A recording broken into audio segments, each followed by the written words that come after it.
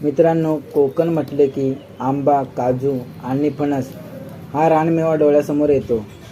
तर मित्रांनो, मी आता फणस काढतोय.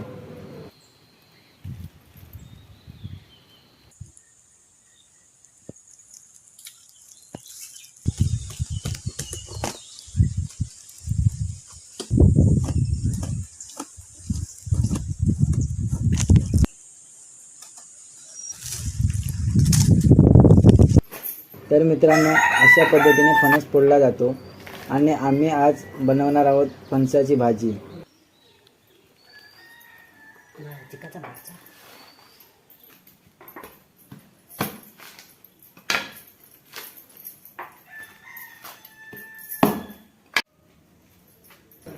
अशी फणसाची भाजी कोणी कोणी खाल्ली ते मला कमेंटमध्ये नक्की सांगा.